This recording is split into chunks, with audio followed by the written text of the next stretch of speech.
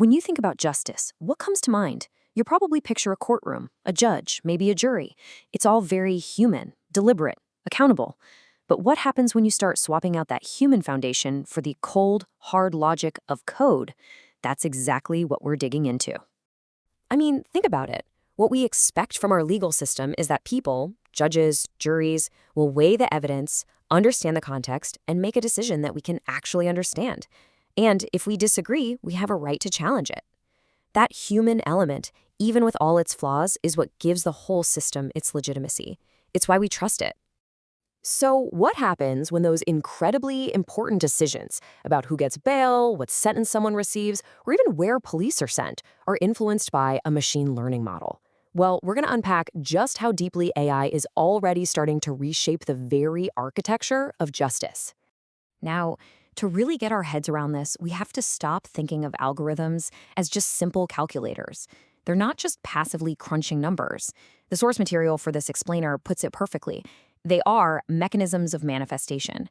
That's a fancy way of saying they're actively, literally building the reality we experience. So, first up, let's reframe how we see these systems. They are not neutral.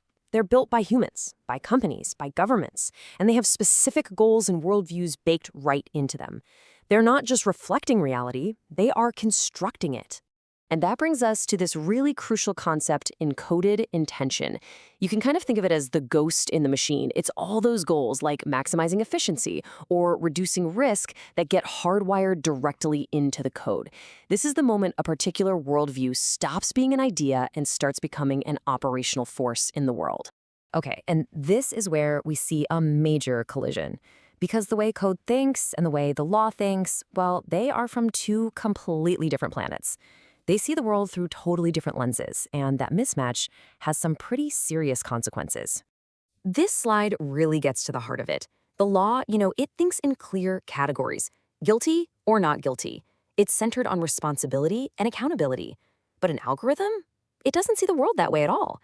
It thinks in probabilities. It doesn't care about guilt. It just sees statistical patterns. Its one and only job is to optimize, to find the most efficient path to whatever goal it was given. So when these two worlds collide, you get this huge, messy question that our legal system is just now trying to figure out.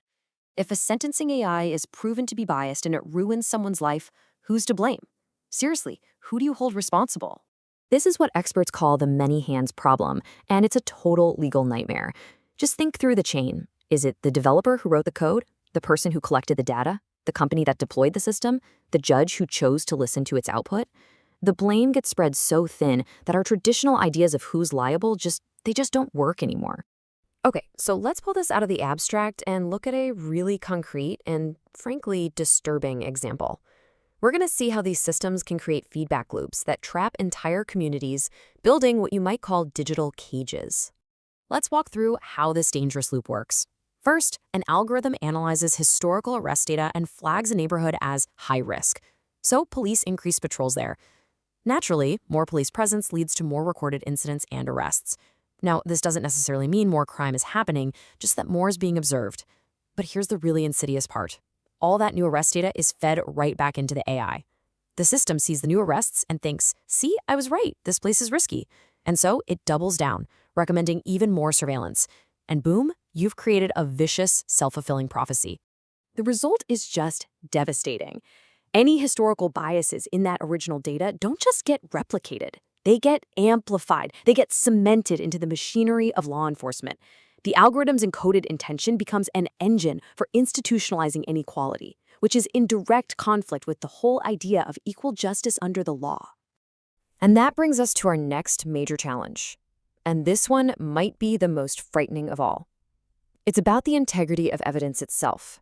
What happens when AI isn't just analyzing data, but is actively creating it? This is where things get really dangerous. Just think about this for a second. More and more of the content we see online is being generated by AI. So what happens when the next generation of AI is trained on all that synthetic data? You're essentially poisoning the well. If AI-generated falsehoods get into the training data, those errors don't just get repeated, they risk becoming accepted as fact. This creates something called a synthetic epistemic loop. It works like this. An AI generates content, maybe with a small error, That gets published online. A future AI then scrapes that data, and it sees the falsehood not as an error, but as a recurring pattern. So the lie gets amplified, repeated, and eventually people and even institutions start making decisions based on it, cementing a false narrative into our reality. And what makes all of this a million times worse is the black box problem. So imagine a decision about your bail is made based on an AI's recommendation, but no one, not the judge, not the lawyers, not even the system's own developers, can fully explain why the AI made that specific choice. How can you possibly challenge it?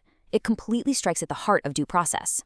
So when you add all these issues together, the different worldviews, the liability gaps, the bias loops, the black box evidence, the cumulative effect is nothing less than an existential threat to the legitimacy of the entire justice system. We're not just talking about some technical glitches here. We're talking about fundamental rights. The right to a fair trial. It's undermined by decisions nobody can explain.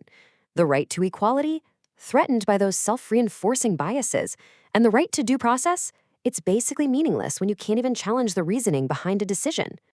Ultimately, what's at stake here is trust. If people start to see the judicial system as just a set of automated, biased, and unexplainable processes, its legitimacy just crumbles.